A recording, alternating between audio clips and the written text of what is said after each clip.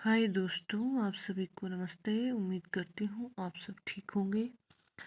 दोस्तों, अपन ढोला मारवा दोहा के जो पद हैं उनकी व्याख्या देख रहे हैं।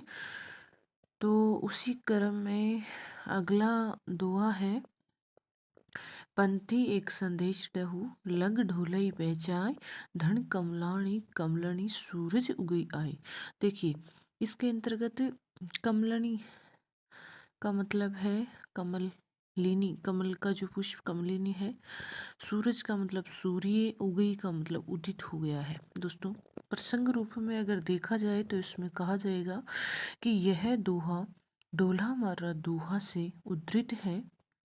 इसमें मारवाणी पथिकों के माध्यम से अपना संदेश डोला तक पहुंचाने का प्रयास कर रही है।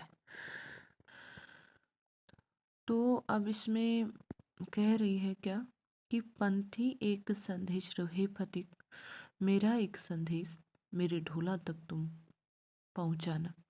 जो पथिक रास्ते में जाने वाले पथिक हैं, उनके माध्यम से वो कह रही है कि हे पथिक, मेरा एक संदेश मेरे प्रियतम ढोला तक तुम पहुंचाना। उनसे जाकर कहना, धन कमलानी, आपकी जो स्त्री है, धन का मतलब स्त्री, कमलानी कमलनी कमलिनी के पुष्प की तरह कुमला गई है। कमलानी का मतलब कुमला गई और कमलिनी का मतलब कमल का पुष्प। सूरज उगई आई, आप सूरज बनकर उदित होकर आइए। देखिए, कमल का पुष्प जो होता है ना, वो सूरज के बगैर, मतलब जब रात होती है ना तो वो मुरझा जाता है, और जब सूर्य उदित होता है तो उसके बाद में कमल का फूल विकसित हो जाता है, खिलता है। और पहले में हमने देखा था, कुमुदनी थी, चंद्रमा के पुष्प को देखकर चंद्रमा को देखकर खिलती थी, और चंद्रमा नहीं होता था तो वो मुरझा जाती था, दिन में मुरझाती थी। यहाँ पर उल्टा है कि कमलिनी जो स्त्री है, मारवणी है, वो क्या हो गई है, कमलिनी के फूल की तरह मुरझा गई है। और कमल का जो पुष्प है वो सूर्य उदित होता है, उसके बाद में खिलता है। तो आप आकर मेरे जीवन में आकर सूर्य बनकर उदित होकर आइए, जिससे मेरा जो जीवन रूपी कमल का पुष्प है वो वापस खिल जाए। अर्थात तुम्हारी जो प्रेमिका है वो तुम्हारे विरह में मुरझा गई है। अर्थात तुम्हारे रूप सौंदर्य को फिर से, मेरे इस यौवन को, मेरे इस रूप सौंदर्य को फिर से हरा भरा करने के लिए तुम्हें सूरज बनकर उदित होकर आना पड़ेगा। ये जो मारवणी है वो ढोला तक ऐसा संदेश पथिकों के माध्यम से पहुंचा रही है। देखिए, इसमें अनुप्रास अलंकार तो है ही, साथ में अनुप्रास अलंकार मैंने आपको बहुत बार बताया कि अनुप्रास अलंकार वहाँ होता है जहाँ पर वर्णों की आवर्ती होती है, तो वहाँ अनुप्रास अलंकार है, ये आराम से आप पहचान सकते हैं। इसके अलावा इसमें रूपक अलंकार का प्रयोग हुआ है। रूपक अलंकार लगभग इस सभी पदों में रूपक अलंकार का प्रयोग हुआ है। देखिए, यहाँ पर जो स्त्री है उसको कमल के पुष्प से तुलना की है कि तुम्हारी जो मारवणी का यौवन है वो कमल के पुष्प के समान है, उसी के समान मुरझा गया है। और सूर्य के उदित होने से कमल का फूल विकसित होता है। ठीक वैसे ही मेरे जीवन के सूर्य आप हो, तो आप आओगे तभी ये कमल का पुष्प खिलेगा। अगर इसमें और भी कोई विशेष बात है तो इसकी भाषा राजस्थानी है।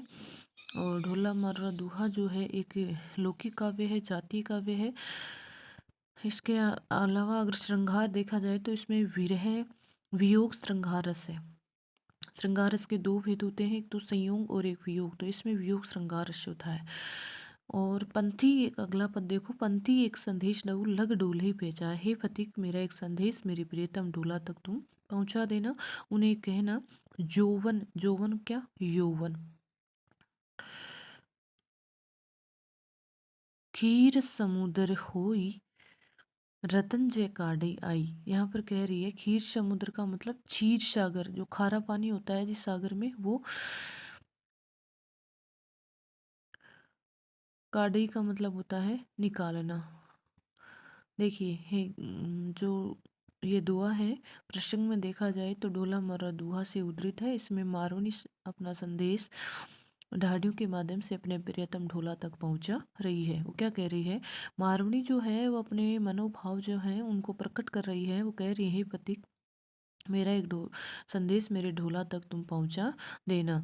और कह रही है यौवन खीर समुद्र हुई, कि मेरा जो यौवन है ना वो क्षीर सागर के समान हो गया है, और रतन जकाड़े आई तुम आकर इससे रतन निकालो। अर्थात जो खारा समुद्र होता है ना उसमें हर कोई नहीं प्रवेश कर सकता। समुद्र का पानी खारा होता है, समुद्र की गहराई के अंतर्गत जो है ना रत्न पाए जाते हैं। तो रत्न कोई व्यक्ति होता है ना, मतलब गोताखोर है, वो जाकर निकालते हैं। तो यहाँ पर मारवाड़ी ने अपनी यौवन की तुलना मतलब समुद्र से की है, खारे समुद्र से। खीर का मतलब अक्से वाला क्षीर आता है वो है, और अर्थात कि मेरा यौवन है वो क्षीर समुद्र की तरह है, आप इससे आकर रतन निकाल लीजिए। ये है अर्थात आपके विरह के बगैर मेरा जो जीवन है उसमें खट्टापन आ गया है। इसमें भी रूपक अलंकार का बहुत ही शानदार तरीके से उपयोग हुआ है। आगे देखिए, पंथी एक संदेश डहू लग ढूलई पेचाय, जंघा केलिनी फली गई स्वातु जू बरसई है। देखिए, जंघा का मतलब है झांगी। देखिए ऊपर वाले पदों के तो सेम अर्थ है सारे के सारे। केलिनी फली गई, केलिनी का मतलब होता है कदली, फली गई का मतलब होता है पुष्ट हो गई या विकसित हो गई। स्वातु जो बरसे आज, स्वाति नक्षत्र का पानी बनकर तुम आकर बरसो। देखिए इसमें क्या कह रही है, वही है, प्रसंग बार बार बताने की आवश्यकता है नहीं आपको। तो इसमें देखिए मारुनी कह रही है कि हे ढाडियों, हे पथिक, मेरा एक संदेश मेरे ढोला तक तुम पहुंचा देना। उन्हें जाकर कहना मेरी दोनों जंघा केलिनी फलेगी, दोनों जो जंघा रूपी कदली है वो फल गई, अर्थात पूरी तरह से विकसित हो गई है, उसके ऊपर फल आ गए हैं। इसलिए हे प्रियतम तुम स्वाति जल बनकर इसके ऊपर वर्षा करो।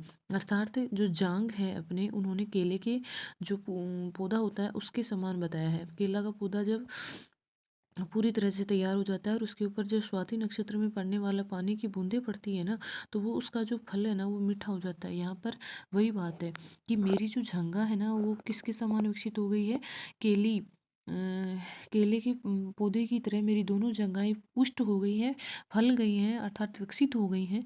हे प्रियतम, तुम इनके ऊपर स्वाति नक्षत्र में बरसने वाला पानी बनकर आओ और इसे और भी ज़्यादा पूरित करो।